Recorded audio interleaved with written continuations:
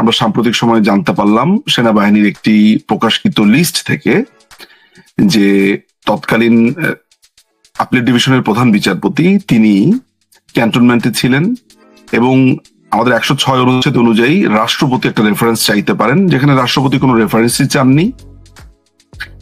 তারপর এটি ছাড়াও আরো যেটা হচ্ছে যে একটি ফুল শুনানি, একদম ফুল হিয়ারিং হবে, সেটাও হয়নি। এবং আইন মন্ত্রণালয় থেকে যে চিঠিটি ইস্যু করা হয়েছে সেটি স্বাক্ষরবিহীন এবং সেখানে দাবি করা হয়েছে প্রধানমন্ত্রী পদত্যাগ করেছেন, সে প্রেক্ষিতে তারা রেফারেন্স চাইছে। সবকিছুই ত্রুটিপূর্ণ, অর্থাৎ আইন মন্ত্রণালয় কোনো রেফারেন্স চাইতে পারে না, চাইতে পারে রাষ্ট্রপতি, যদি রাষ্ট্রপতির কাছে প্রতীয়মান হয়। এইভাবে আইনি যে মিসহ্যাপগুলো আমরা লক্ষ্য করেছি সেই অনুযায়ী অন্তর্বর্তীকালীন সরকার গঠিতও হয়নি এবং এটি একটি সেই ক্ষেত্রে ইলিগাল গভর্নমেন্ট।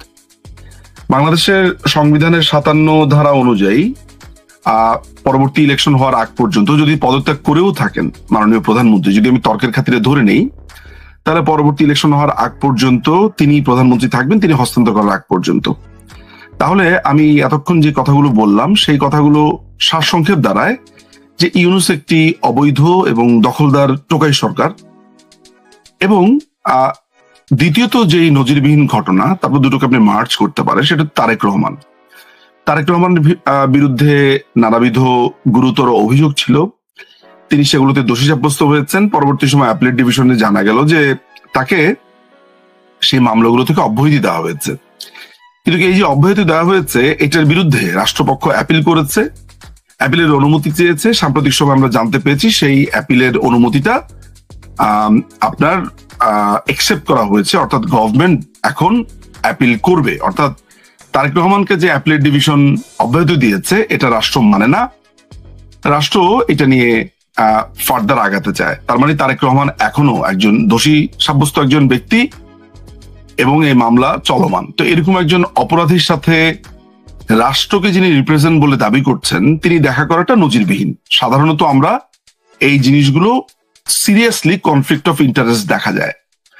গভর্নমেন্টের অ্যাটর্নি জেনারেল যেখানে মামলা লড়ছে সেখানে গভর্নমেন্টের হেড এসে দেখা করছে একজন আসামির সাথে।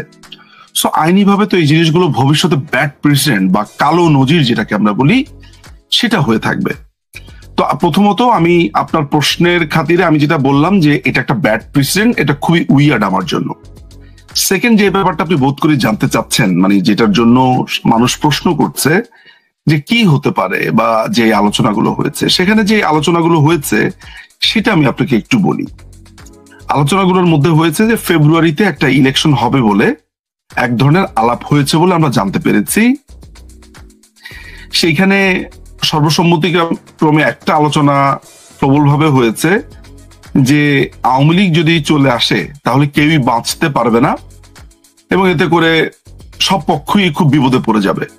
মানে কি ভয়ঙ্কর একটা ব্যাপার যে জাস্ট একটা ইলেকশন করবে লোক দেখানো, সেখানে বিএনপি কে বসিয়ে দেওয়ার একটা, যদি এই কথাগুলো আমাদের সোর্সের যে তথ্যগুলো সেগুলো যদি সত্যি হয়ে থাকে, আর এগুলো যদি সত্যি না হয়ে থাকে তারপরেও এই আলোচনাতে যে ফেব্রুয়ারি ইস্যুটা এসেছে সেটাও একটা ভয়ঙ্কর একটা ব্যাপার। কারণ এখানে বাংলাদেশ আওয়ামী লীগকে ব্যান করে, বাংলাদেশের সবচেয়ে বৃহত্তম একটা রাজনৈতিক দল, সেখানে ব্যান করে কেউ ইলেকশন করতে চাইছে এবং জোর জবরদস্তি করে তাকে ইলেকশন করতে দেওয়া হবে না।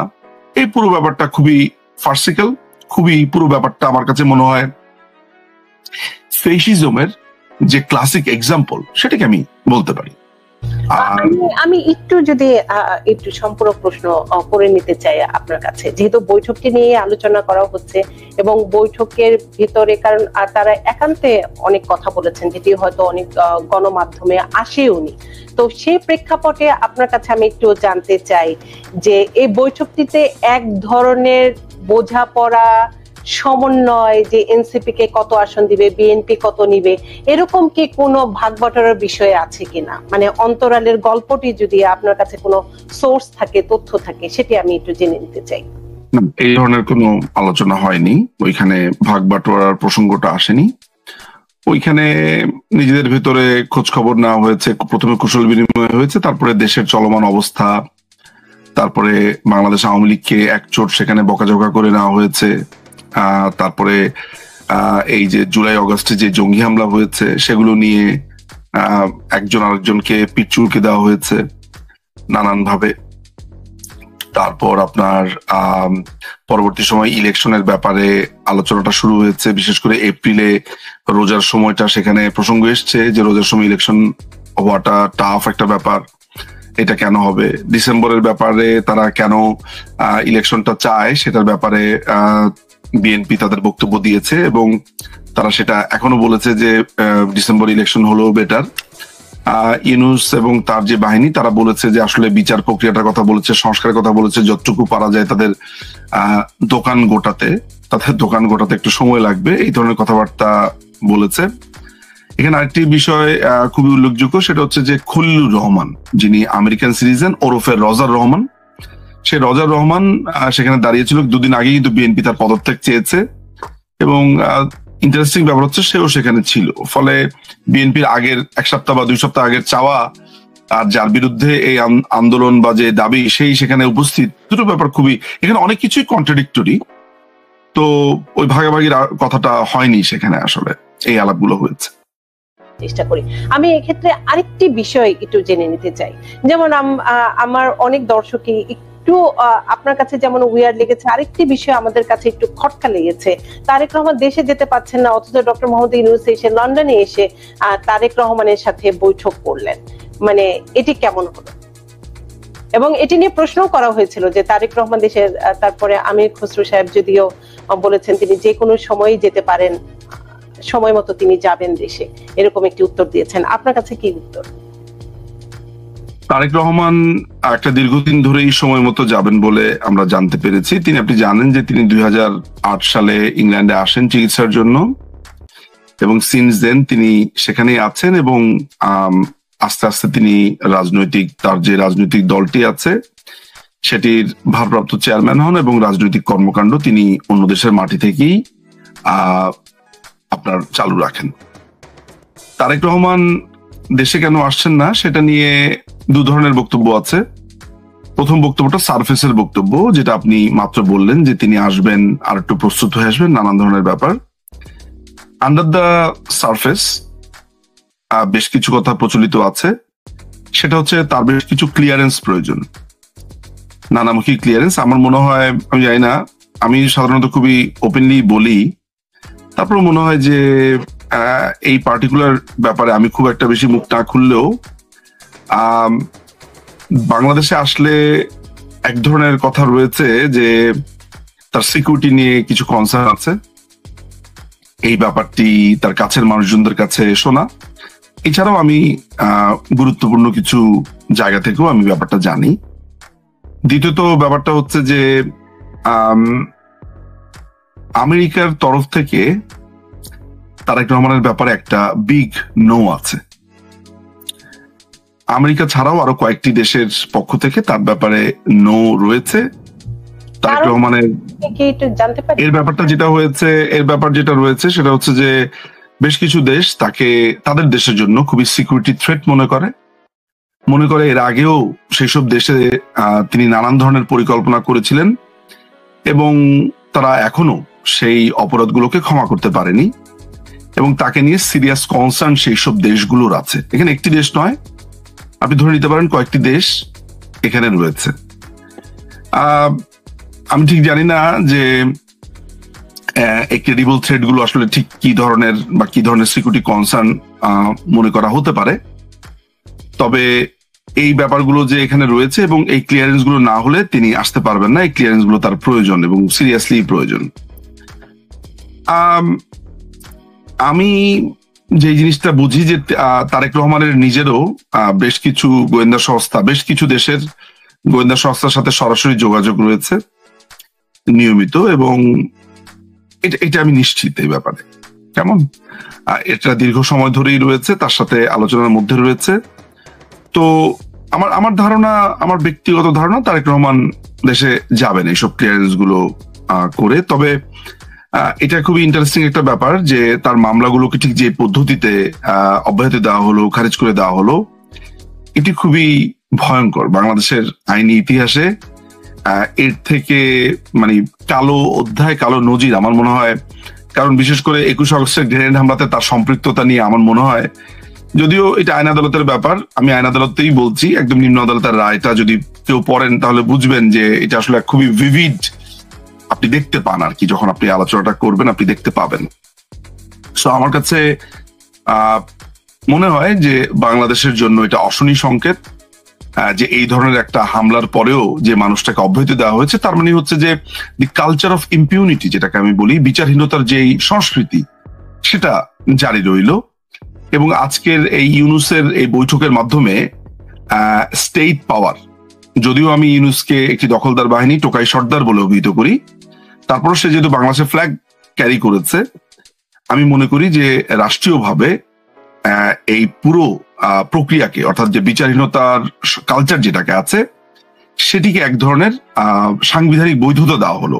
লিটারেলি সাংবিধানিক না হলো, কনসেপচুয়ালি। যেমন আমরা দেখেছি যে 1975 সালের 15ই অগস্টের পর ইন্ডেমনিটি অধ্যাদেশের ব্যাপারটাতে কিভাবে আপনার সংসদকে ব্যবহার করে সাংবিধানিকভাবে বৈধতা দেওয়া হয়েছিল তখন। ঠিক একই ব্যাপার আমার কাছে মনে হয় যে একজন অপরাধীকে, একজন সাজাপ্রাপ্ত কয়েদি যিনি দেশে যাননি, তাকে রাষ্ট্রের পক্ষ থেকে এক ধরনের যোগসাযোগ তৈরি করা হলো, এবং ভবিষ্যতে এটি একটি নজির হয়ে থাকবে আর কি।